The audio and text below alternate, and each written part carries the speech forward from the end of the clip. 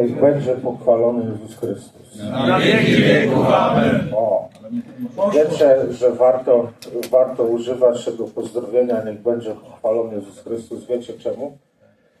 Bo jest taka książka wydana przez Watykan. Wiecie, Watykan wydaje takie różne książki, takie jedne grube, takie dosyć, nie? Taka jedna gruba to stoi na ołtarzu tam w kaplicy, to musicie zobaczyć, co Watykan wydaje takie grube książki, inne cienkie. Jest taka książka wydana przez Watykan, nazywa się Enchiridion Indulgentiarum, co jak świetnie wiecie, to jest wykaz odpustów, jakie można zdobyć w Kościele katolickim. I tam jest na przykład wspomniane, że jest odpust cząstkowy za każde wypowiedzenie pozdrowienia, niech będzie pochwalony Jezus Chrystus. Także ja tu sobie zbieram, może mi się uda uniknąć czyśćca właśnie.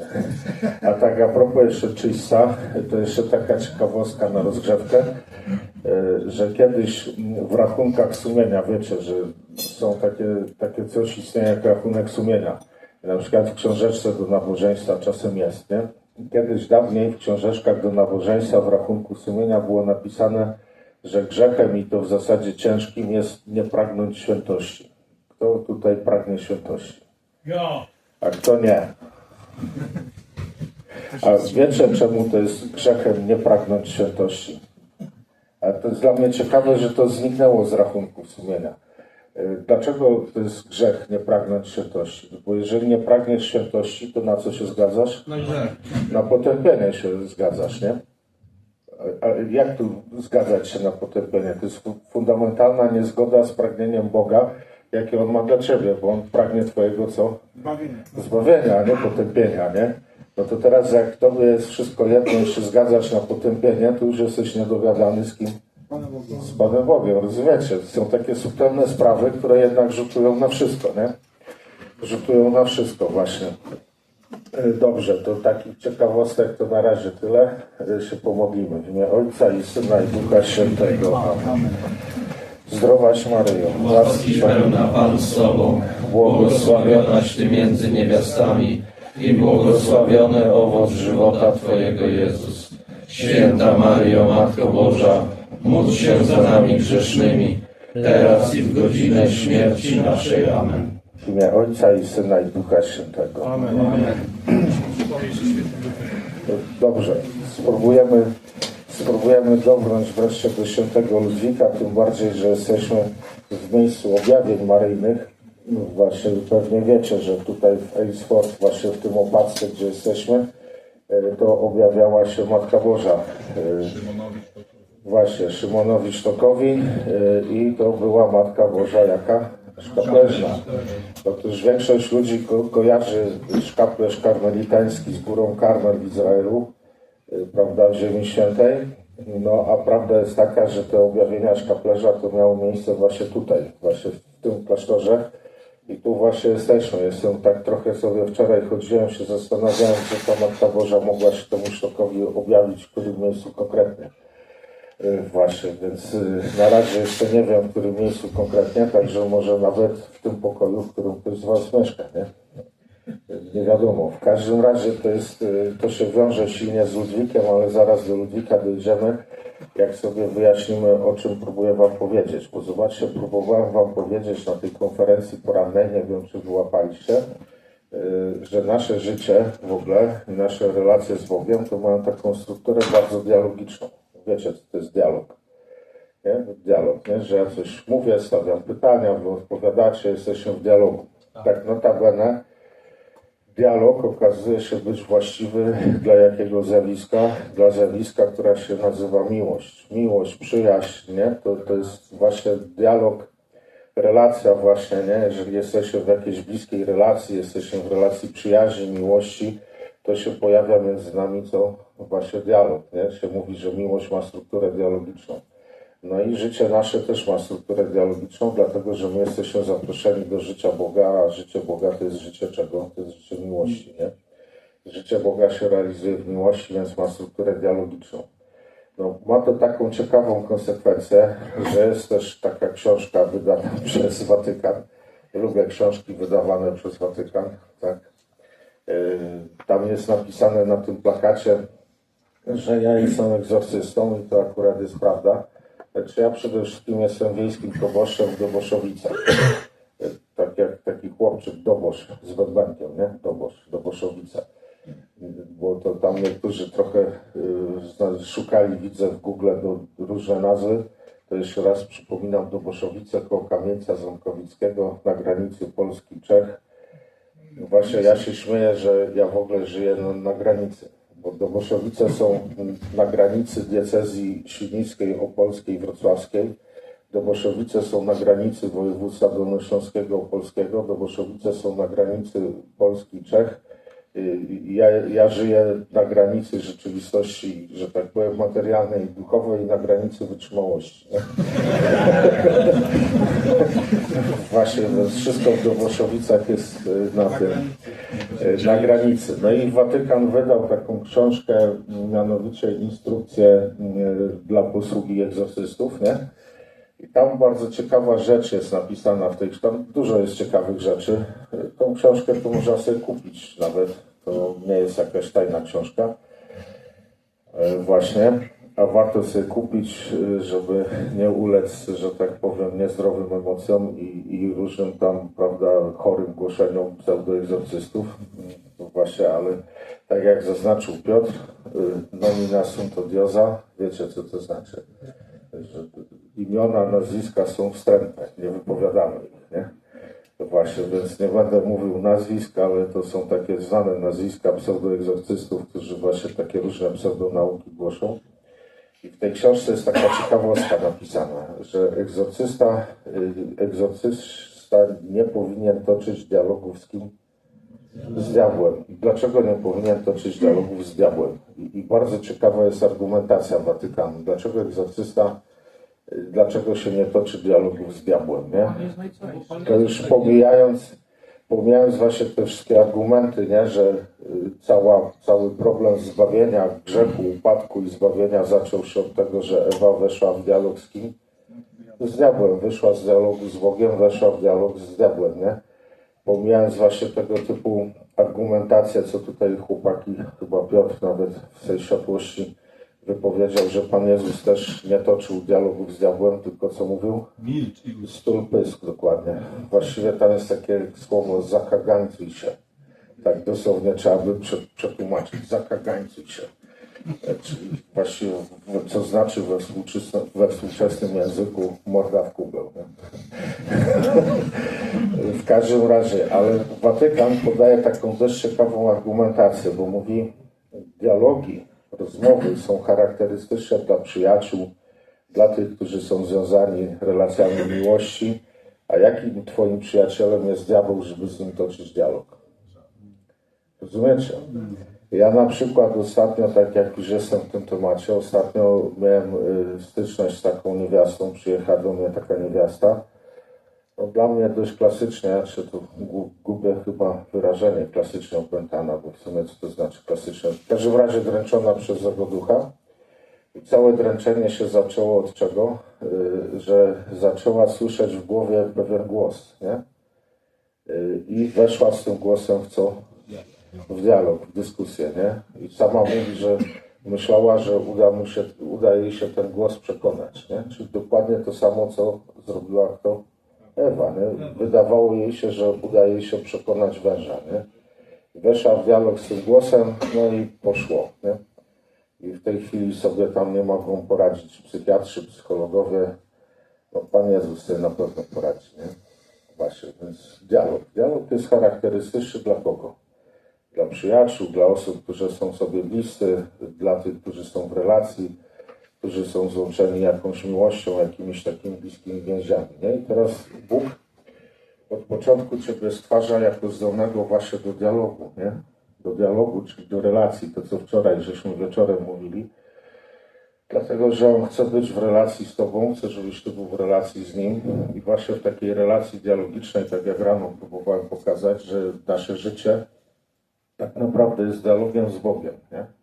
I że ten dialog w wersji takiej idealnej to polega na czym? Że w tej chwili Pan Bóg Ci opowiada, co właśnie w tej chwili chciałby z Tobą zrobić, a Ty, trzymając się prawdy o Jego niezgłębionej miłości do Ciebie, w zachwycie chcesz tego, co chce z Tobą zrobić, nie? I wtedy to funkcjonuje. Ci proponuję, słuchaj, rzucamy teraz wszystko, idziemy sobie do pubu na piwo, a ty zachwycony, jasne, to idziemy, nie? Rozumiecie, nie? To taki przykład chyba dosyć jasny, ale że właśnie tak to wygląda, że chwila po chwili twoje życie jest opowieścią Boga o tym, co On by chciał z tobą w tej chwili zrobić.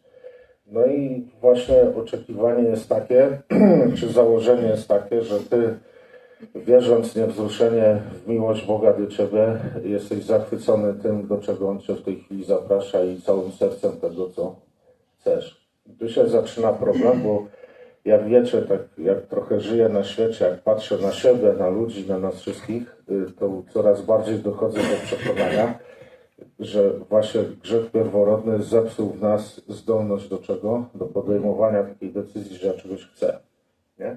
Że grzech pierworodny silnie pcha nas do życia na poziomie czego? Na poziomie zachcianek. Nie na poziomie decyzji, tylko zachcianek. Nie? Bo decyzja bywa trudna, prawda? Decyzja bywa trudna, trudne bywa to, że trzeba podjąć jakieś konsekwencje tej decyzji, nie? Skutki, wiecie jak to jest ze skutkami decyzji. Jak się zdecydujesz jakąś kobietę rozebrać raz, to później musisz ją ubierać do końca życia, nie? Na przykład.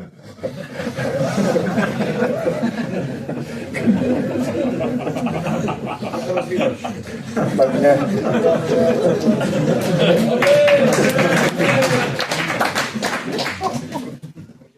Także wiecie, pewnie wielu z was ma takie doświadczenie, nie? Że daliście się złapać, bo teraz jest taka metoda łapania mężczyzn na tak zwaną żonę, nie?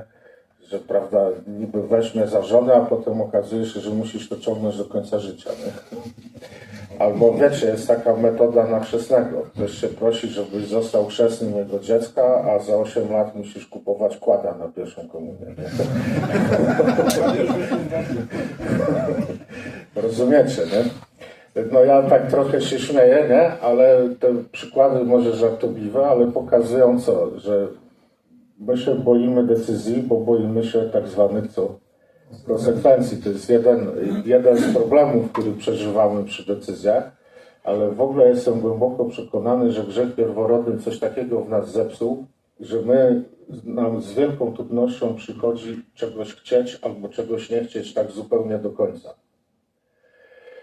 Dlaczego? Bo grzech pierworodny nas silnie pchnął w kierunku właśnie życia na poziomie zachcianek i człowiek czuje się bardzo nieszczęśliwy i bardzo ograniczony, jeżeli nie może sobie realizować każdej zachcianki, jakiej chce, nie? Że zobaczcie, nie? I że jak przeanalizować współczesną cywilizację, do czego dąży współczesna cywilizacja, to zobaczcie, że współczesna cywilizacja dąży do skonstruowania takiej rzeczywistości, w której ja będę mógł bezkarnie realizować sobie każdą zachciankę, jaka tylko do mnie co przyjdzie. Teraz znowu pójdę do więzienia. Jak się przyjrzycie, to ludzie, którzy są na szczycie hierarchii w tym świecie, nie? Oni zauważyli, że jest niemożliwe skonstruować rzeczywistość, w której każdy będzie mógł realizować swoje co? Zachcianki, więc trzeba podzielić, że tak powiem, ludzkość na tych, którzy mogą i na tych, którzy, prawda, mają na to pracować. Że właściwie na klasy dwie. Nie? Jak się przyjrzycie, to do tego to zmierza. Nie? Do tego, co napisał George Orwell w takiej fajnej książce Folwark zwierzęcy, nie? Że wszystkie zwierzęta są równe, ale świnie są równiejsze. Nie? I to ja tak nie będę szczegółowo, że tak powiem, tego rozpracowywał, ale jesteście na tyle inteligentni, że na pewno jesteście w stanie to dostrzec, nie? Że właśnie pomału te klasy rządzące, te klasy szczytowe zauważyły, że nie jest możliwe skonstruować rzeczywistość, w której każdy może realizować wszystkie swoje zachcianki. Bo zaczyna być co? Konflikt, nie? Nie? Prawda? Więc znakomita większość jest przeznaczona do klasy, że tak powiem, żeby nie ubliżać nikomu robotniczej. No, a na tym ma być zbudowana taka klasa, która może, nie? Która może wszystko, nie? I zobaczcie, że my mamy tendencję, żeby rzeczywiście tak funkcjonować, nawet jak są wspólnoty kościelne, u was w mężczyznach świętego Józefa to na pewno tak nie jest. To na bank jestem przekonany, że tak nie jest, ale w niektórych wspólnotach, z którymi miałem do czynienia, to trochę się właśnie w tym kierunku wynaturzało i to były wspólnoty kościelne, że jest, prawda, grupa tak zwanych członków wspólnoty i jest jakaś grupa liderów, nie? I ci liderzy mogą, a członkowie muszą, nie? I to się nawet we wspólnotach kościelnych potrafi wynaturzyć właśnie w takim kierunku, nie? To na przykład papież Franciszek dużo mówi, żeby nie dopuszczać do klerykalizacji wspólnot Kościoła, nie? I kiedy on mówi o klerykalizacji, to właśnie ma to na myśli, żeby nie dopuszczać do tego, że ksiądz jest tym, który może, nie? To wiecie, na przykład powiem przykład, mnie zawsze to bolało i kiedy marzyłem sobie, że jak zostanę proboszczem, to w mojej parafii tak nie będzie i rzeczywiście tak nie jest, że na przykład jak jest odpust parafialny, to tak, ludzie muszą przyjść na tak zwaną mszę, zwykli wierni, natomiast księża się zjeżdżają na odpust kiedy? Pod koniec mszy, prawda? I później są ogłoszenia. Bardzo wam dziękuję, żeście przyszli na mszę świętą. Szczęść Boże, idźcie do domu, a księży proszę na obiad, na plebanie. Dziękuję paniom, które przygotowały obiad dla księży. I ja sobie myślę, równi i równiejsi, nie? Wy żeście odbębnili wasz obowiązek, byliście na mszy, nie? A teraz wasi brzuchy się zjechali na co? Na obiadek, nie? Na który żeście się złożyli na tacy notabene. Rozumiecie, nie? Ja przepraszam, że tak mówię, ale zauważcie, że ja sam jestem kim? Księdzem. Tak. Waszym brzuchem to swoją drogą. Jestem księdzem i waszym brzuchem. I do czego zmierzam? Ja sobie postanowiłem na przykład, że jak będę miał swoją parafię, to będę zapraszał na obiad wszystkich, którzy przyjdą. I tak robię konsekwentnie. Tak konsekwentnie robię. Na początku było zdumienie. Znaczy już parę lat, jak ileś tam lat jestem w Dobroszowicach i dalej są osoby, które uważają, że to nie powinno tak być, bo to księża to powinni mieć taki ten ładnie zestawiony stół i w ogóle, a nie tak właśnie z ludźmi. Co ciekawe, wielu moich kolegów, sąsiadów, których zapraszam na odpust, jak się zorientowali, że trzeba będzie siedzieć przy jednym stole ze wszystkimi parafianami, to przestało przyjeżdżać do mnie na odpust. Już nawet żarcie ich nie jest w stanie ściągnąć. Nie? Właśnie. I to jest tak zwana klerykalizacja, nie? Że są równi i równiejsi. Nie? Że wy, drodzy wierni, to tam bawcie się teraz dobrze, a my idziemy się najeść. Nie? Ale struktury Kościoła to hierarchia, prawda? Proszę, ale trzeba zrozumieć, co to znaczy hierarchia. Hierarchia nie znaczy równi i równiejsi. Nie znaczy równi i równiejsi. Jak zdążę, to coś powiem o hierarchii, a nie chciałbym mówić teraz, żebyśmy doszli do tego, co chcę powiedzieć. Dobra? Jak zdążę, to proszę mi przypomnieć. W każdym razie, wracając do tematu, więc chciałbym, żebyśmy bardzo dobrze to zrozumieli, nie? Że my, ludzie zranieni grzechem pierworodnym, jest nam bardzo ciężko tak naprawdę podejmować decyzję, że ja czegoś chcę albo nie chcę, że nam bardzo łatwo jest żyć na poziomie zachcianek i to nas gubi. I właśnie ponieważ my jesteśmy przyzwyczajani do życia na poziomie zachcianek, na przykład chce mi się wstać albo nie chce mi się, ja się śmieję, że taki najbardziej światowy rząd ukryty, który stoi właściwie za wszystkim, to jest złożony z niedźwiedzi. Bo wszyscy ciągle mówią, chce mi się, albo nie chce mi się. Nie? Właśnie, więc okazuje się, że światem w gruncie rzeczy rządzą misie, nie? Właśnie. I chce mi się wstać, nie chce mi się wstać, chce mi się jeść, nie chce mi się jeść, chce mi się pójść na konferencję, nie chce mi się jechać na rekolekcję, nie chce mi się pójść na spotkanie wspólnoty, nie chce mi się, zobaczcie, nie? Że rzeczywiście nami miotają te różne misie, nie? I że my z wielką łatwością tym misiom co? Ulegamy, nie? Bo to wystarczy tylko ulegać, nie? Wystarczy tylko ulegać. I my lubimy takie sytuacje, takie bezwysiłkowe, kiedy wystarczy tylko ulegać i to się samo toczy, nie? Tylko, że okazuje się, że jak się samo toczy, to się toczy zawsze gdzie? W dół niestety. Tak, ja lubię takie porównanie, że człowiek to jest taka istota, która żyje na schodach ruchomych jadących w dół. I że człowiek porusza się do góry tylko wtedy, kiedy idzie po tych schodach ruchomych na tyle szybko, żeby pokonać ten ruch w dół, nie? Rozumiecie, nie? Jak nie, to możecie pojechać do Londynu, poćwiczyć w metrze, nie? Spróbować wejść pod górę po schodach ruchomych, które jadą w dół. To zobaczycie, że to trzeba tak dosyć żwawo nogami przebierać, żeby się posuwać do góry. Ale ma to taką konsekwencję, że w każdej chwili, kiedy sobie odpuścisz te ruchy nóg, nie? I kiedy przestaniesz iść, nie? Tylko się zatrzymasz, to od razu zaczynasz co? Zjeżdżać. I to warto sobie zapamiętać, to porównanie, że my żyjemy na schodach ruchomych żyjących w dół, nie? Że jak przestajemy iść, to od razu zaczynamy co? Zjeżdżać. I zaraz to zobaczymy w pierwszym liście do kościoła w Efezie i w drugim do kościoła w Smyrnie, ale szczególnie do Efezu Jezus o tym kazał napisać.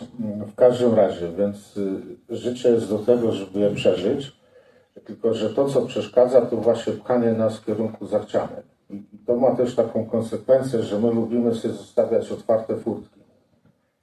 Nie? Że nie lubimy podejmować takich decyzji do końca, żeby na wszelki wypadek mieć otwartą furtkę, bo nie wiadomo, co mi się zechce. Nie? Na przykład wychodzisz z domu, żona się ciebie pyta, o której wrócisz i ty się denerwujesz tym pytaniem. Dlaczego się denerwujesz? No bo ty byś wolał się nie określać, o której wrócisz, bo nie wiadomo, co ci się po drodze zechce, nie? Prawda? Że na przykład zobaczysz jakiś łakomy pub i zechce ci się w nim posiedzieć. No i wrócisz później, nie? A tu obiecałeś żonie, że wrócisz o tej. Rozumiecie, nie? A co z tymi schodami? Że Przepraszam, żeby do góry pojechać. moment. Że my nie lubimy spokój. Że my nie lubimy takich sytuacji do końca jasnych deklaracji, prawda, które nam zamykają jakieś inne furtki, nie? Bo nie wiadomo, co nam się zechce albo nie zechce, nie? Że nie jesteś w stanie przewidzieć. Właśnie dlatego święty Piotr dzisiaj w Juczni nas napominał, nie? Że wszystko polega na czym? Na podtrzymywaniu właśnie tego procesu decyzyjnego, że ja na coś się zdecydowałem i tej decyzji strzegę, bronię, przypominam sobie, dlaczego się zdecydowałem, prawda? Bo nieprzyjaciel działa tak, żeby cię tak zacząć rozpraszać, nie? Że co prawda jesteś tu w Aylesford, nie? Ale może fajnie byłoby wyskoczyć na plażę nad kanał La Manche na przykład, nie? No i zaczynasz myśleć o tej plaży nad kanałem La Manche, nie? Prawda, jakie tam białe klify i w ogóle, i taka woda fajna, zimna, cudownie i tak dalej, nie? I zaczyna być ci coraz gorzej tu na rekolekcjach i twoje serce coraz bardziej jest nad kanałem La Manche i wreszcie tam jedziesz, nie?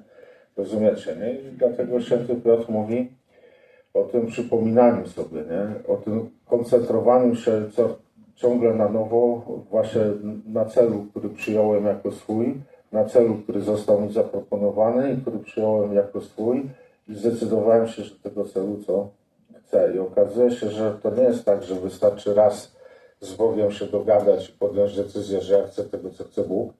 Okazuje się, że trzeba do tego ciągle co wracać. I co więcej, że życie nasze polega na tym, że Bóg ciągle, codziennie proponuje ci coś nowego. Nie? Codziennie proponuje ci coś nowego. Prawda? I teraz wiele propozycji Pana Boga jest dla nas takich trudnych czy niezrozumiałych. Dlaczego właśnie tak? Na przykład twoja żona zachodzi w ciążę, się cieszycie, szykujecie temu dziecku pokoik, łóżeczko, kupujecie różne tam rzeczy, które mogą być potrzebne dla tego dziecka i w ogóle. I wreszcie się dziecko rodzi, okazuje się, że dziecko jest jakie na przykład niepełnosprawne, nie? I jest wielkie zaskoczenie, nie? Bo zasadniczo jak ludzie się spodziewają dziecka, to mają takie wyobrażenie, oczekiwanie, że to dziecko będzie jakie? No w pełni sprawne, że odziedziczy urodę po tatuszu, inteligencję po mamusi, nie? Czy jak? Czy odwrotnie? Bo ogólnie to są dwie płcie, jest płeć piękniejsza i płeć mądrzejsza. I płeć piękniejsza to jest kto?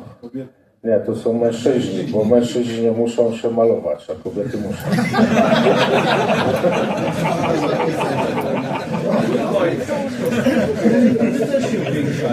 No, w każdym razie, nie?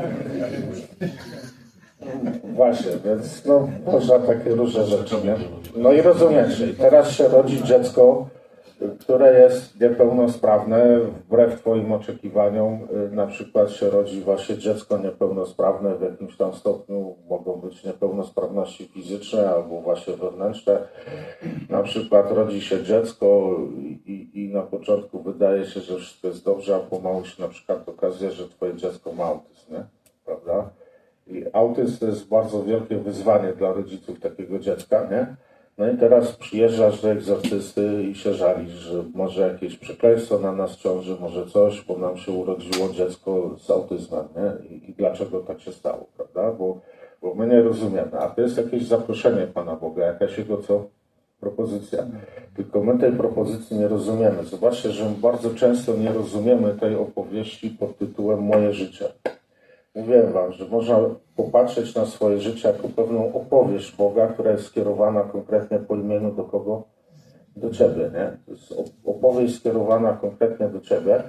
Dlatego między innymi między bajki można włożyć, że ktoś Ci powie, co Ty masz w życiu robić. Jak ktoś Ci próbuje mówić, co Ty masz w życiu robić, to wiej. To jest Twój wróg. Bo opowieść pod tytułem Twoje życie to jest opowieść, którą Bóg opowiada komu? Tobie i nikomu innemu. I nikomu innemu. Więc nikt inny nie jest w stanie tej opowieści co? Usłyszeć. Więc wszyscy tacy, którzy twierdzą, że słyszą to, co dotyczy Twojego życia, to są hochsztaplerzy, oszuści.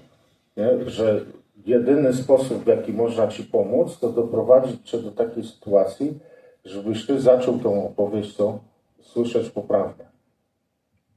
Żebyś Ty, bo Jezus opowie tą opowieść tylko komu? Tylko Tobie, nie? Więc jak ktoś Ci próbuje opowiadać Twoje życie, nie? Ktoś Ci próbuje opowiadać Twoje życie, to już wie, gdzie pieprz rośnie. Momentalnie. Bo to jest jakiś oszust. I on Cię chce zwieść. Proszę? A jak to jest żona? Proszę? Ale jak to jest żona? Z żoną jest troszeczkę inaczej, bo dwoje są jednym ciałem. Więc małżeństwo to jest taki pomysł Pana Boga właśnie na to, żeby właśnie dwoje żyło jednym życiem. Także to z małżeństwem jest troszeczkę inaczej, ale to też właśnie ostatecznie ta sama zasada się dotyczy, że jeśli chodzi o życie małżonków, to ta opowieść, która dotyczy waszego życia małżeńskiego, też jest skierowana tylko do kogo? Do was, nie?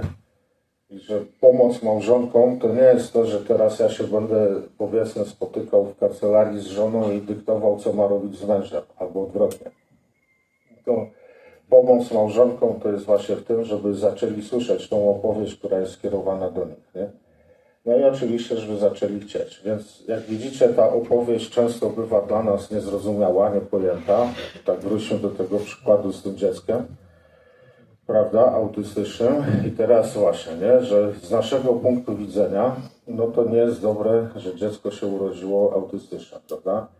Z naszego punktu widzenia dobre to by było, gdyby się urodziło zdrowe, sprawne i w ogóle i poprawnie się rozwijało, nie? To jest nasz punkt widzenia. I tu jest właśnie pies pogrzebany. Tu jest właśnie pies pogrzebany, że my mamy zupełnie inną definicję dobra niż kto? Niż Bóg, nie? I że trzeba dojść do tego, że to ja się mylę w tej definicji. Dlaczego ja się mylę w tej definicji? Bo to On jest miłością, a nie kto? A nie ja, prawda? Natomiast my jesteśmy bardzo silnie przywiązani do naszej definicji dobra, bo jak się przyjrzycie, to nasza definicja dobra zawsze jest nam wygodna. A mówiłem wam, że szatan jako anioł wybierał między dobrem sprawiedliwym, a dobrem wygodnym. Nie? I zobaczcie, że sprzedał nam tą tendencję do trzymania się dobra, które jest nam w jakimś sensie jakie? Wygodne, nie? Natomiast co to jest dobro sprawiedliwe? Dobro sprawiedliwe to jest takie dobro, kiedy ja przyznaję rację komu? Bogu. To jest sprawiedliwe. Przyznać rację komu? Bogu, nie? Że to ty wiesz, co jest dobre, a nie ja. Ja jeszcze będę do tego wracał, bo to jest bardzo ważna idea. No i teraz przyjeżdżają tacy rodzice, że mają dziecko autystyczne i co im powiedzieć? Co byście im powiedzieli, nie? że no musicie zacisnąć zęby i musicie, prawda, wytrzymać, tak, i jak wytrzymacie, to was spotka nagroda, na końcu wszystko będzie dobrze, a jak jeszcze nie jest dobrze, to znaczy, że to jeszcze nie koniec i w ogóle takie głodne kawałki, nie? Bo możecie go kochać. A pomału, bo zobaczcie, a propos zaciśniętych zębów, właśnie, że Jezus, jak sobie zajrzycie do Apokalipsy, to może właśnie już tak wyraźnie, bo ja cały czas krążę wokół listu do Efezu, czyli pierwszego z tych listów, gdzie Jezus mówi co, nie? Że widzę Twój trud i Twoją wytrwałość, nie? I to, że złych nie możesz znieść i że poddałeś próbie tych, którzy sami siebie zwą apostołami, a nimi nie są, żeś ich znalazł kłamcami i Ty masz wytrwałość i zniosłeś cierpienie dla imienia mego i jesteś niezmordowany, prawda, nie? Czyli widzicie, co Jezus mówi do Efezu, nie? No dokładnie to samo, co by powiedział do kogo? Do was, nie? O, niezmordowani mężczyźni świętego Józefa, jak wy tu dajecie radę w tej Anglii pogańskiej. Chociaż wiecie, byłem w poniedziałek w Londynie, akurat była manifestacja tych farmerów, nie? Ta cała ulica od Westminster do Trafalgar Square była zestawiona maszynami rolniczymi i ku mojemu zdumieniu wykrzykiwali hasła jakie? Anglia to kraj chrześcijański, Anglia to kraj Jezusa Chrystusa, nie będziemy rezygnować z jedzenia świń. Właśnie, więc to było ciekawe, tak krzyczeli, nie? Że niech se muzułmanie rezygnują ze świń, a Anglia to kraj chrześcijański, my możemy tutaj jeść świnie. Właśnie, wiecie jak to Żyd i Niemiec siedzieli w knajpie i jedli obiad? Znacie to? Jak siedzi Żyd i je rybę, a przy drugim stoliku siedzi Niemiec i wciska schabowego, nie? No i Żyd je tą rybę, wreszcie woła: panie kelner, piwo, ryba chce pić, nie? No i wjechało piwo na stolik. Niemiec zapamiętał sobie tekst i woła: panie kelner, piwo, świnia chce pić.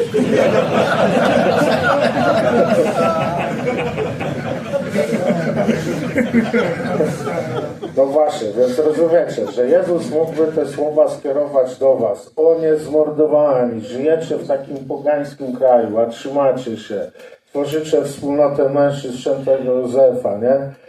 Podejmujecie wysiłek, no niezmordowani, nie? Nawet różne trudności was spotykają, a wy nie daliście się złamać, nie? Rozumiecie, że to sobie zajrzyjcie do Apokalipsy, to mógłby Jezus spokojnie do was tu powiedzieć, nie? Nie? Że wzięliśmy się w garść, trzymamy się Jezusa, trzymamy się Kościoła katolickiego, trzymamy się Tuczeca Bartka, trzymamy się naszych zasad, prawda? Nie dajemy się zwieść i w ogóle i tak dalej, nie? Prawda? Że spokojnie Jezus mógłby do was to napisać. I co później mówi Jezus? Ale mam przeciw tobie to, że odstąpiłeś od twojej pierwotnej co? Miłości. Pamiętaj więc, skąd spadłeś i nawróć się i pierwsze czyny podejmij. Jeśli zaś nie, przyjdę do ciebie i ruszę świecznik twój z jego miejsca. Jeśli się nie nawrócisz. Właśnie, jeszcze do tego wrócimy, ale właśnie zobaczcie, że co? Że można strasznie dużo robić dla Jezusa, nawet dla Niego cierpieć i w ogóle i podejmować wysiłek, a zapomnieć o tym, o co tak naprawdę chodzi. I tu kolega bardzo przytomnie, właśnie tak jak Jezus Kościołowi w Efezie, próbuje przypomnieć, że tak naprawdę chodzi o co?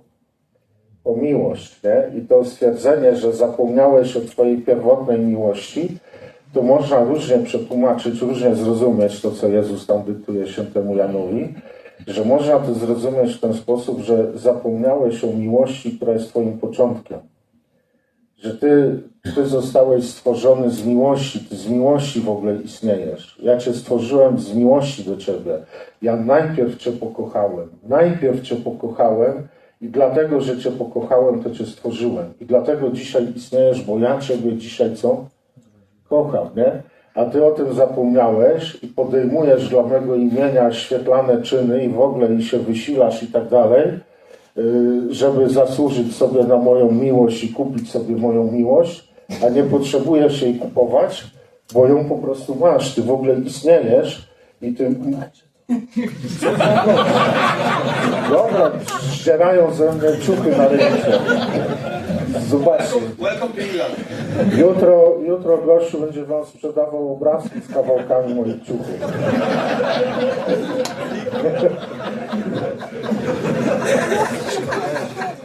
Boję się, co będzie w nocy. Wiecie, jak święty Tomasz za chwilę umarł, to go od razu rozgotowali na kości, bo się spodziewali, że będą potrzebne relikwie, nie? Poważnie. To w ogóle są makabryczne sytuacje z tymi świętymi, że aż się odechciewa być świętym. Jak tych świętych po śmierci traktowali nieraz, wiecie, tam cieli, drapali, szarpali, a tu widzicie, już za życia ze mnie się. W każdym razie, nie? Że zobaczcie, co Jezus próbuje powiedzieć Efezowi, nie? Kościołowi w Efezie. Nie neguję twojego wysiłku. Nie neguję twojego wysiłku, twoich starań, twoich wysiłków. Nie neguję tego, nie? Widzę to, nie neguję tego. I doceniam. Doceniam. Że zobaczcie, to dotyczy naszych wysiłków, dotyczy to też naszej modlitwy na przykład. Że często można dosyć łatwo pokazać, że nasza modlitwa jest marna teologicznie. Czy błędna teologicznie. To, co wam mówiłem, że jeżeli moja modlitwa sprowadza się do tego, że ja szukam sposobu na Boga, żeby Go przekonać, to jest dosyć marne teologicznie, nie?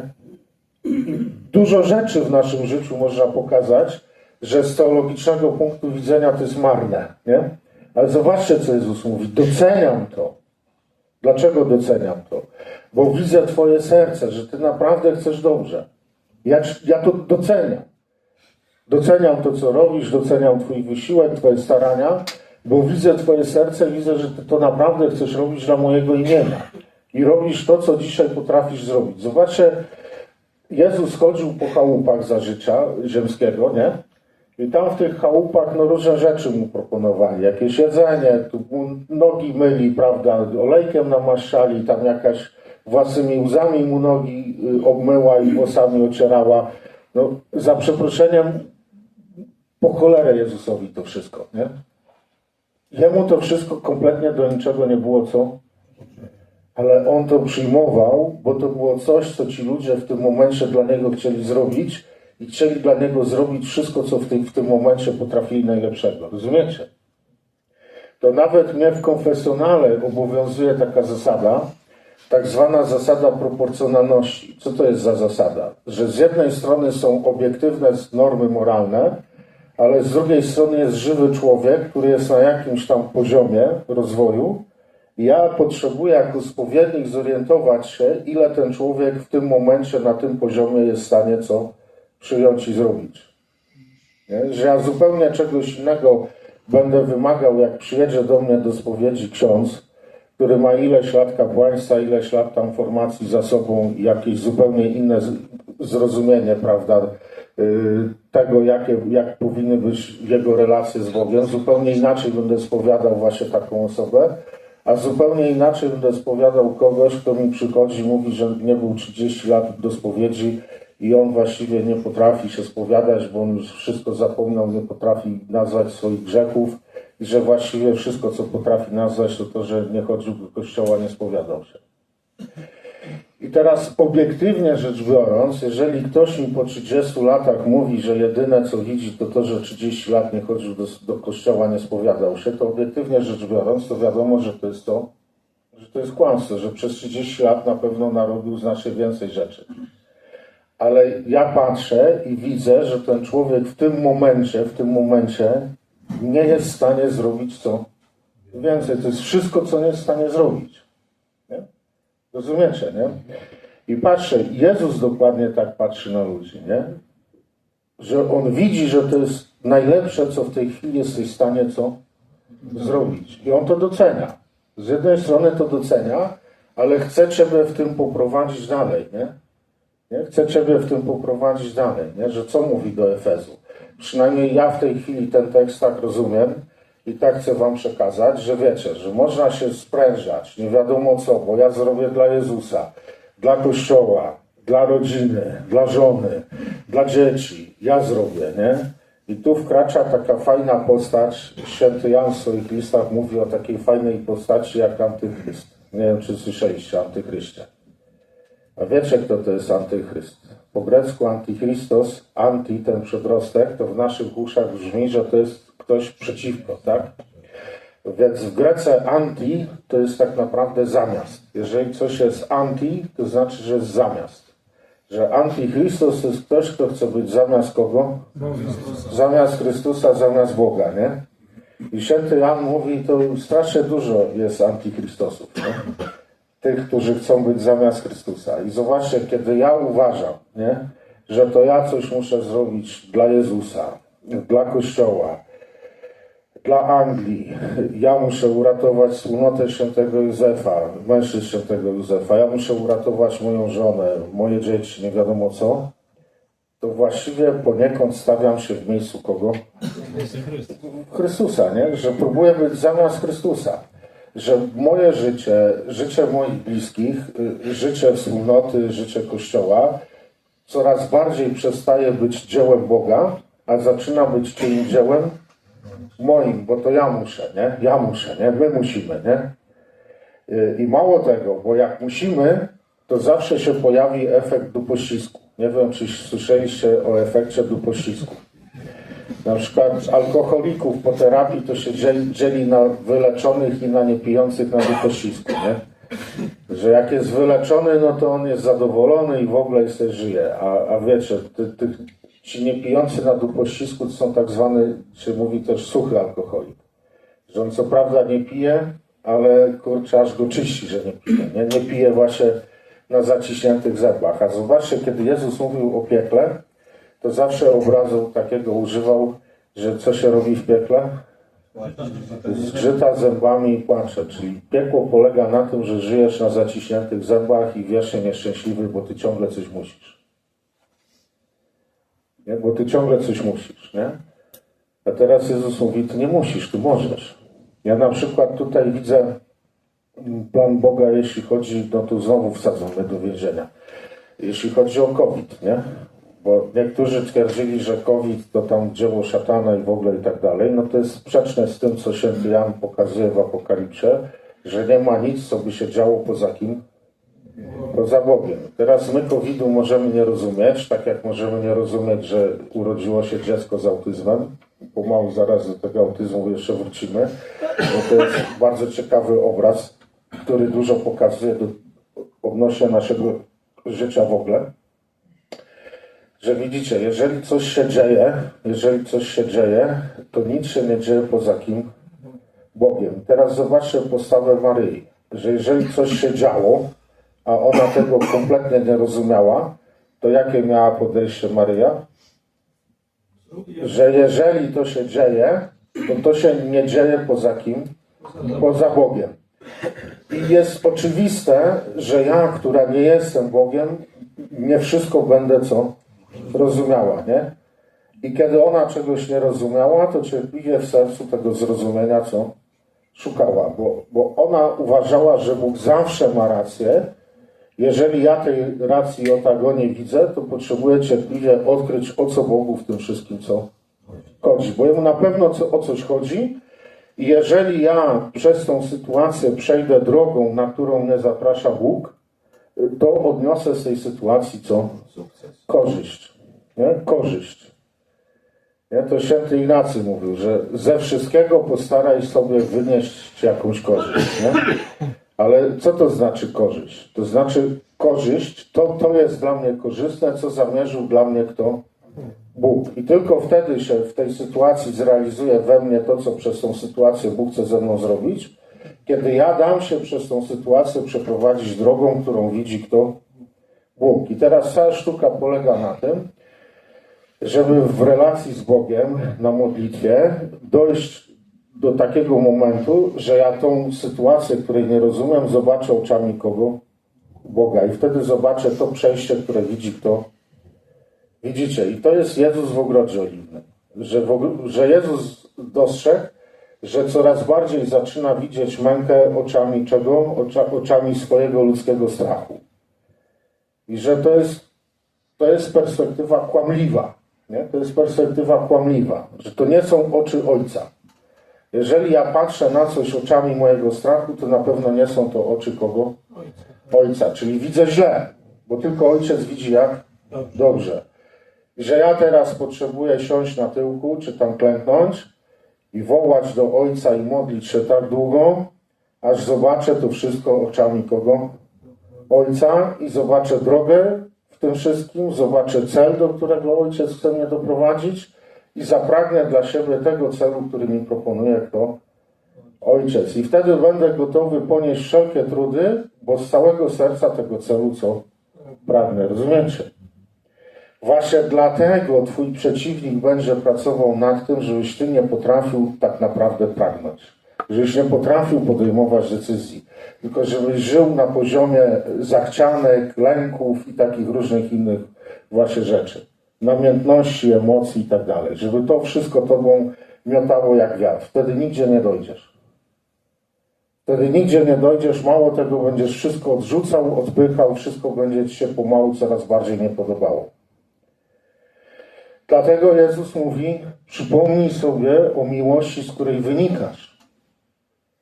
Nie? Że ty nie musisz się spinać, żyć na zaciśniętych zębach, ty w ogóle nic nie musisz. Nie? Dlaczego? Nie musisz udowadniać, że jesteś wart miłości. Nie musisz udowadniać swojej wartości. Nie musisz na siłę czegoś udowodnić.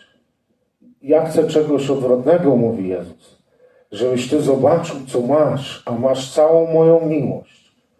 Tą miłość, która cię stworzyła, która cię podtrzymuje przy życiu, która sprawia, że w ogóle dzisiaj się obudziłeś, która sprawia, że mogłeś przyjść na jucznię, która sprawia, że mogłeś jeść angielskie śniadanie i się zachwycać, w jakim to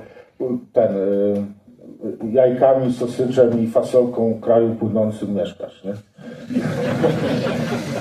To mi chyba będzie najbardziej brakować w Polsce te English breakfast, naprawdę. Bo to mnie budzi bardziej niż kawa. Bo to jest takie wstrząsające przeżycie. W każdym razie, nie?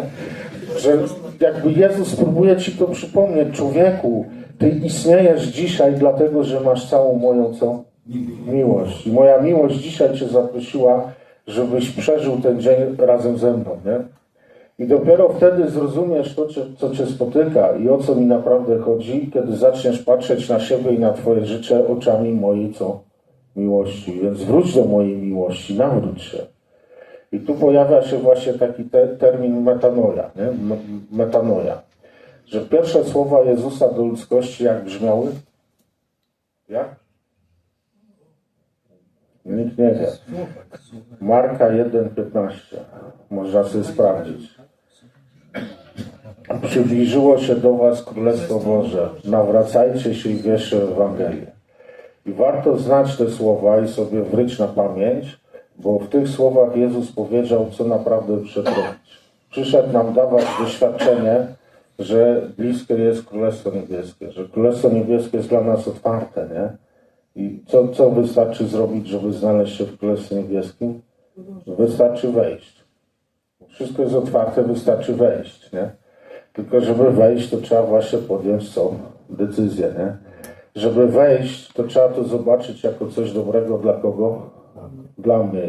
I trzeba tego zapragnąć. Dlatego pojawia się właśnie ten słynny termin metanoeite, który jest przetłumaczony nawracajcie się. I tu też to się pojawia, nie? Dwukrotnie Jezus do Efezu mówi, że właśnie dlatego nawróć się.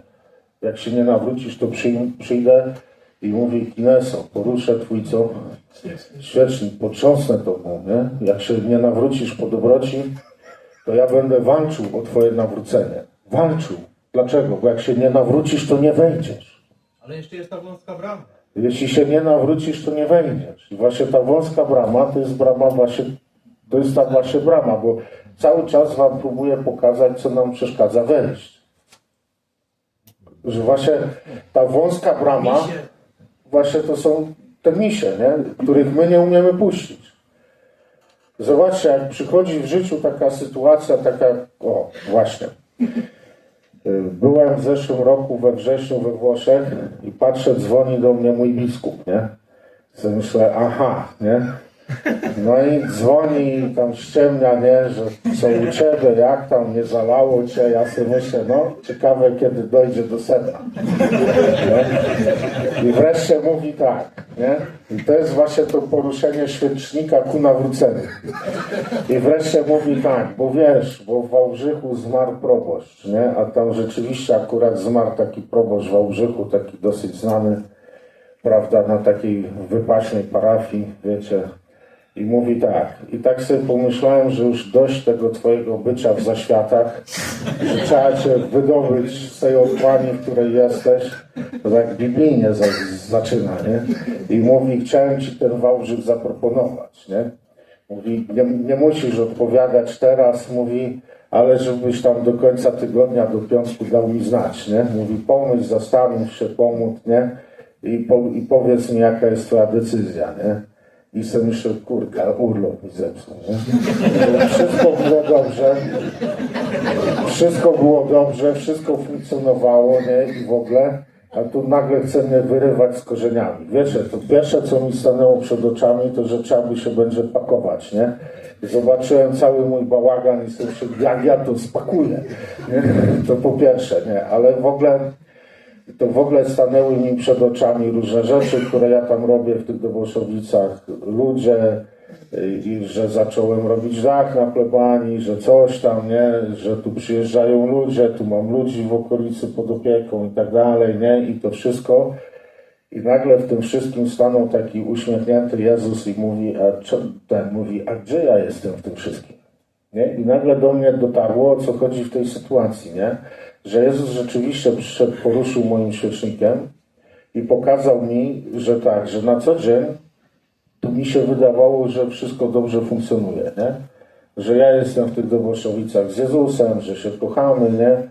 Dogadujemy się z Jezusem, że wszystko idzie dobrze, ale jak przyszło co do czego, to okazało się, że w perspektywie takiej, że ja mam te Doboszowice zamienić na Wałbrzych, to nagle się okazało, że jakby w pierwszym rzucie w ogóle mi Jezus nie przyszedł na myśl. Że przyszło mi na myśl kupę różnych rzeczy, samych w sobie dobrych, ale Jezus pojawił się dopiero gdzie? Na samym końcu, że ja sobie na samym końcu uświadomiłem, że ja myślę o różnych rzeczach, które same w sobie są dobre i ważne, ale że w ogóle nie myślę w tym wszystkim o kim? O Jezusie. I sobie myślę, o ty stary durno, nie? Jak się dałeś złapać, nie? I to są właśnie takie sytuacje, kiedy Jezus przychodzi, porusza twój świecznik, żebyś sobie zobaczył, na co się dałeś złapać. Bo wiecie, dopóki ty jesteś złapany i sobie grzecznie siedzisz w sieci, to zły duch nie będzie cię niepokoił, żebyś przypadkiem się nie zorientował, że jesteś złapany i siedzisz w sieci, nie? Że będzie budował w tobie taką uśpioną mentalność, jak w tym Efezie, że wszystko jest git, nie? Że wszystko jest dobrze. I dlatego Jezus przychodzi dla twojego dobra i mówi, słuchaj, nie jest dobrze, bo zapomniałeś o tym, co najważniejsze. Że okej, że ty się sprężasz, dajesz siebie wszystko w różnych rzeczach, nie? Mówi, ale zapomniałeś o tym, co jest twoim źródłem i co jest twoim celem. I co jest twoim źródłem? Moja miłość jest twoim źródłem. I co jest twoim celem? Moja miłość jest twoim celem. I tu nie chodzi o to, żebyś się wykazywał i tak dalej. Od początku nie o to chodziło. Nie, od początku nie o to chodziło, bo ostatecznie... O, mój brat do mnie pisze. Mój brat. Rozumiecie, kiedyś jechałem w środku COVID-u, wysłali mnie z taką tajną misją dookoła Europy, nie? Prawda? I jechałem z takim kolegą wtedy, bo nie miałem samochodu, a kolega mnie odwiedził i przyjechał takim dużym Audiku i jeszcze na angielskich numerach, nie? Bo przyjechał z Anglii. No i wzięliśmy to Audi i żeśmy pojechali. Wszystkie granice się przed nami otwierały. Bardzo dobrze jest jeździć tym Audi na angielskich numerach. No i między innymi było tak, że no ja prowadziłem ten samochód, bo ja lubię jeździć, nie? I tam żeśmy jechali i mój brat do mnie napisał, nie? I on mówi, patrz, twój brat napisał. I ja tak spojrzałem, co mój brat napisał, mówię, weź mu odpisz to i to. No i on tam napisał SMS-a do mojego brata z mojego telefonu w moim imieniu I na końcu mówi, to jeszcze mu napiszę, kocham cię braciszku. Ja mówię, człowieku, ja bym w życiu czegoś takiego nie napisał, ale jak chcesz, to mu napisz, nie? Później wróciłem do domu, nie? Odwiedziłem brata, nie? A brat mówi tak, a kto to pisał z swojego telefonu? Mówi, od razu wiedziałem, że to nie ty, bo byś tak nigdy nie napisał. W każdym razie, bo zobaczcie, że do Efezu jeszcze Jezus pisze tak, mówi tak, masz tę zaletę, że nienawidzisz czynów Nikolaitów, których to czynów i ja nienawidzę. I teraz tak, kto ma uszy, niechaj posłyszy, co mówi Duch do kościołów. I uwaga, zwycięzcy dam spożyć owoc z drzewa życia, które jest w paradejzos Boga, nie? W raju Boga. Paradejzos to dosłownie znaczy ogród. Nie? To jest takie perskie słowo, które znaczy ogród. Gdzie było drzewo życia, gdzie był ogród? W Edenie. I co ludzie robili w Edenie, w tym ogrodzie? Uprawiali ogród i doglądali, nie? Współpracowali z Bogiem. Nie? Dopiero po grzechu pierworodnym pojawiło się mniemanie, że Bóg nas tu umieścił jako wyrobników, że musimy odwalić Jego charówkę, a On sobie na to wygodnie patrzy skąd? Z nieba, z chmur. Że przed grzechem ludzie pamiętali, że Bóg im się objawił jako kto? Jako ogrodnik, który dla nich ten ogród co? Wyhodował i potem ich w tym ogrodzie umieścił i zaprosił do czego? Do relacji, do współistnienia, współżycia, życiem miłości, nie? Która to miłość wyraża się w czym? W troskliwości o życie, o wszystko, co istnieje. Czyli jedność człowieka z Bogiem w ogrodzie rajskim wyrażała się w czym? W uczestniczeniu w boskiej trosce, nie? Że ludzie przeżywali to uprawianie i doglądanie ogrodu rajskiego jako doświadczenie bycia w jedności z kim? Z Bogiem, który pierwszy ten ogród hoduje, uprawia i dogląda. I na przykład jak do mnie przyjeżdżają ludzie jako do egzorcysty, to ja po pierwsze dziękuję Jezusowi za to, co chce dla tych ludzi zrobić i po drugie dziękuję Mu za to, że chce, żebym Mu w tym towarzyszył. Nie? Że jeżeli Jezus zaprosił Cię, żebyś był na przykład mężem i ojcem, to zaprosił Ciebie tylko do tego, żebyś towarzyszył Jezusowi w Jego miłości do Twojej żony i do Twoich dzieci. Żebyś towarzyszył Jezusowi w Jego miłosnej trosce o Twoją żonę i o Twoje dzieci, o Twoją rodzinę. Rozumiecie? To zmienia zupełnie perspektywę, że tu nie chodzi o to, że ja mam zbawić moją rodzinę. Jezus jest Zbawicielem mojej rodziny. On mnie zaprosił, żebym razem z Nim był z Nim w tym wszystkim, co On chce dla mojej rodziny, co robić. I to jest ostatecznie moje chcę. Tak, Jezu, chcę być z Tobą. Chcę być z Tobą w Twojej miłości, w Twojej miłości, która troszczy się o ten kawałek rzeczywistości, do którego i mnie co zaprosiłeś, wniosłeś. Rozumiecie, o co mi chodzi? Nie. Nie bardzo.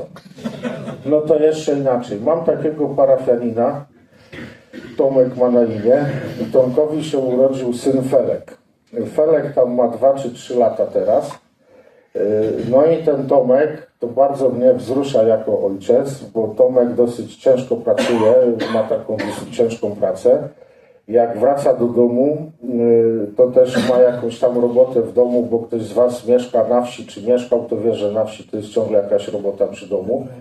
Że miastowi to mają taką romantyczną wizję wsi, spokojna wsi wesoła. Później kupują u mnie w Toboszowicach jakiś dom, mieszkają pół roku i sprzedają, nie? Bo okazuje się, że na wsi non-stop jest co? Robota. I on wraca z pracy, nie? Tam je obiad i bierze tego Felka, 3-letnie dziecko, i idzie coś tam robić. Idzie naprawiać samochód w garażu, idzie kosić trawy, idzie coś tam robić, ale chce, żeby ten Felek był z nim. I ten Felek tak ostatecznie to nie za wiele mu pomaga, właściwie to bardziej przeszkadza niż pomaga, ale są w tym wszystkim co? Razem. I widać w tym Felku, na przykład ja widzę w tym Felku jakieś takie głębokie poczucie bezpieczeństwa, to głębokie poczucie, że tato zawsze jest co? Przy mnie, obok, gdzieś ten tato zawsze jest. I na przykład ten Felek, to jest taka ciekawostka, jak jest na mszy, to on bardzo lubi tak chodzić po kościele, sobie oglądać różne rzeczy. On jest taki w ogóle ciekawy świata. I widać w nim to poczucie bezpieczeństwa, że on chodzi po tym kościele, ale to nie jest jakieś nerwowe jak u innych dzieci, to w ogóle nie przeszkadza. Ten sposób, w jaki on się zachowuje, to właśnie wynika z tego poczucia bezpieczeństwa, że on ma świadomość, że tato zawsze gdzieś tam z tyłu co jest i że on może zaglądnąć tu, może spokojnie zaglądnąć tam, bo ten tato gdzieś tam z tyłu zawsze jest. I ten felek dla mnie jest właśnie obrazem tego, do czego Bóg zaprosił człowieka w ogrodzie rajskim, nie? Do takiego współbycia. Ja jestem twoim wielkim ojcem. Tak naprawdę to ja o to wszystko dbam, o to wszystko zabiegam. W ogóle dbam o to, żebyś ty żył. Twoje życie jest owocem mojej troski, nie? To, że ty dzisiaj istniejesz, to wynika z pracy moich rąk. Ja ciebie w tej chwili podtrzymuję w istnieniu. I chcę, żebyś mi towarzyszył w tym, co ja robię. W takim zakresie, w jakim jesteś w stanie. Nie? Że dopiero kiedy się to zobaczy, że pierwszy idzie kto? Pierwszy idzie Bóg. I On mnie zaprosił, żebym ja mu w tym kroczeniu towarzyszył. Dopiero wtedy jakby wszystko zmienia perspektywę, wszystko zaczyna wyglądać inaczej. To nie jest ciężki obowiązek do spełnienia. Tylko to jest bycie razem w czymś. Rozumiecie? Bycie razem. Tylko, że ja jestem upojony tym byciem razem na miarę czego? Na miarę miłości. Dlatego Jezus ciągle mówi, wróć do czego? Do miłości. I teraz, żeby skończyć, jakoś zamknąć, to wrócimy do tego dziecka autystycznego i do COVID-a, nie? Powiedzmy, że zaczniemy od COVID-a. Że na przykład, zobaczcie, bo COVID jest odpowiedzią na co? COVID jest odpowiedzią na nasze musimy. Musimy chodzić do kościoła, musimy chodzić do komunii, musimy się spowiadać, nie? Musimy, nie? I teraz zobaczcie, że w COVID-zie wydarzyła się taka ciekawa rzecz, że nagle jednocześnie na całym świecie zniknął dostęp do czego? Do sakramentów. Nie? I co Jezus pokazał? Że jak wy tak strasznie musicie, możecie być od tego wolni. Ja nie mam żadnego obowiązku dawać wam dostępu do siebie w sakramentach. Zobaczcie, co Jezus mówił swoim uczniom, że wiele królów i proroków pragnęło, nie? A nie dostało, a wy macie, wy możecie. I właśnie Jezus przez COVID próbował przeprowadzić nas od musimy do czego? Do odkrycia, że ja mogę. Że to nie jest tak, że ja muszę mieć dostęp do Boga. Że Bóg ma jakiś obowiązek dawać mi dostęp do siebie. I że ja biedny muszę korzystać z tego, żeby Bóg był z tego zadowolony. Tylko Bóg w swojej miłości otworzył mi nieograniczony dostęp do siebie i ja mogę mieć do Niego dostęp, mogę przychodzić, żeby mnie ciągle na nowo dźwigał. Mogę wracać, mam do kogo wracać. Mam dostęp do całej Jego miłości w Eucharystii, mogę się tą miłością karmić. Że jakby Jezus starał się pokazać, że to nie jest tak, że On ma jakiś obowiązek, żebyśmy mieli dostęp do sakramentów, i to nie jest tak, że my mamy jakiś obowiązek z tego korzystać.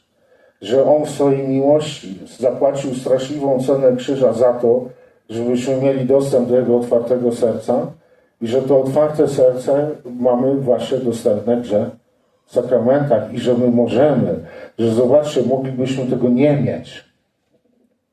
Nie? Bóg by mógł nam powiedzieć, słuchaj Piotr, będziemy w relacji, będziemy się kochali, ale do pierwszego razu. Do pierwszego powinięcia nogi. Jak się powinie noga, to kasujemy. Mógłby tak powiedzieć? A zobaczcie, że ty możesz wracać, kiedy tylko zapragniesz wrócić. I masz otwartą drogę powrotu nieustannie. I teraz Jezus za to zapłacił ciężką cenę krzyża, my mówimy, bo my biedni, bo musimy. I zobaczcie, ile my w życiu musimy biedni. A to właśnie rzecz jest w tym, żeśmy odkryli, że możemy. Jakby Cię nie było, to byś nic nie mógł. Jakby miłość Boga Cię nie wywołała z nicości i nie stworzyła, to byś nie mógł spotkać Twojej żony, nie mógł spotkać Twoich kolegów, byś nie mógł mieć dzieci, byś nie mógł pracować, nie mógł pójść do pubu, nie mógł jeść angielskiego śniadania i nie mógł nigdy skosztować Sunday roast. Ja trochę mówię żartobliwie, ale spróbujcie to uchwycić.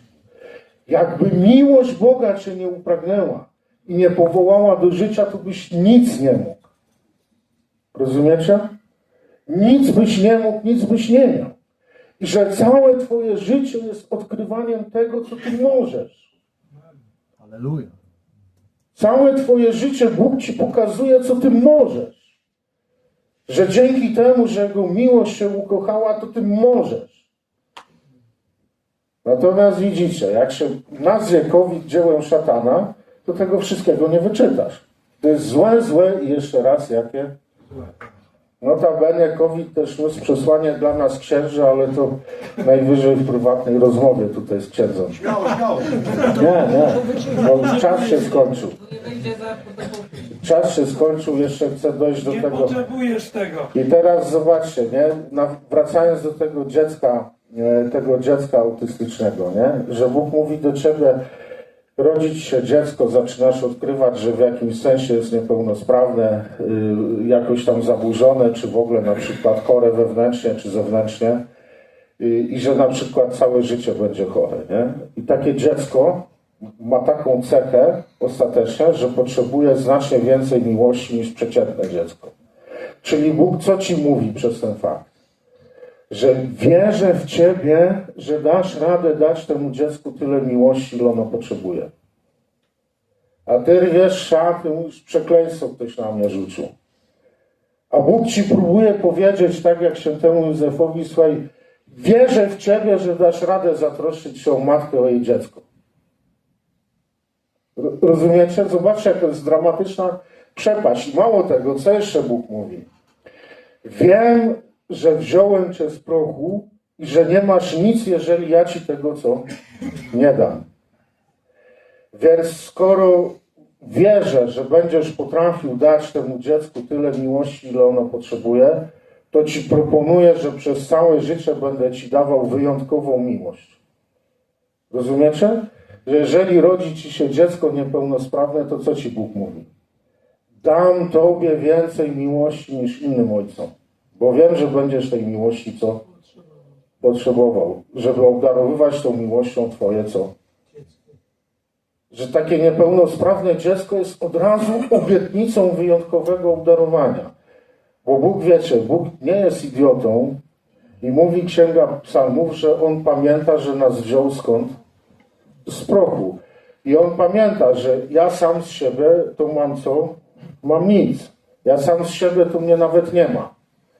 I Bóg pamięta, że jeżeli czegoś ode mnie chce, to najpierw musi mi to co? Dać. Jeżeli coś chce ode mnie, to najpierw musi mi to dać. My o tym zapominamy. My dusimy siebie jak cytrynę, żeby z siebie wydusić coś, czego co? Nie mamy. A to już starożytni Grecy wiedzieli, że człowiek nie może dać czegoś, czego nie ma. I Bóg doskonale szanuje tą zasadę.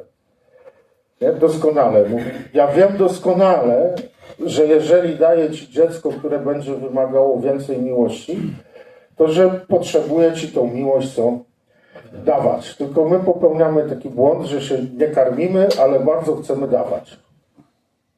I dlatego Jezus mówi, wróć do twojej pierwotnej co? Wróć do źródła i się nakarm. Bo zawsze chodzi ostatecznie o co? O miłość. I to jest początek nawrócenia. To jest właśnie początek metanoi. O metanoi jeszcze będziemy mówili, ale początek nawrócenia to jest odkrycie swojej co? Bezsilności. Że to nie ja jestem silny, to nie ja jestem mądry, to nie ja się na wszystkim znam, to nie ja wszystko potrafię, to nie ja mam zbawić siebie, swoją rodzinę i cały świat, prawda? Ja tego nie potrafię poradzić sobie nawet z kim? Sam ze sobą. Potrzebuję ciągle czerpać miłość, która mnie stworzyła, bo bez tej miłości to nie mam nic, nie mam nawet życia, nie mam nawet istnienia. I że pierwsze, czego potrzebuję, jeżeli chcę cokolwiek dobrego zrobić dla kogokolwiek z was, to najpierw potrzebuję co robić? Czerpać. I mówi Jezus do Efezu, mówi, niezmordowany, dałeś radę, ale wiesz, zapomniałeś się karmić i za chwilę zgaśniesz. A ja nie chcę, żebyś ty zgasł i rozpadł się w proch. Dlatego jak trzeba, to przyjmę i ruszę twój świecznik, że do ciebie dotarło, że potrzebujesz się co? Karmić. Żeby do ciebie dotarło, że potrzebujesz w przerwie między konferencjami napić się kawy, bo inaczej zacznie. Rozumiecie, o co chodzi? Tak. że to jakby zupełnie obraca perspektywę, z jakiej my patrzymy na życie, że my musimy coś wykazać, dokonać, nie wiadomo jakie dzieła zrobić. Nie, my po pierwsze potrzebujemy odkrywać nasze źródło, odkrywać miłość, którą jesteśmy ukochani, karmić się tą miłością i pozwolić, żeby ta miłość nas prowadziła w konkretach codzienności. Dopiero wtedy zobaczymy naszą codzienność oczami Boga, kiedy najpierw się nakarmimy Jego miłością. To wtedy ta miłość pokaże nam, o co chodzi. I tu dochodzimy znowu do Ludwika i następnym razem zaczniemy od Ludwika.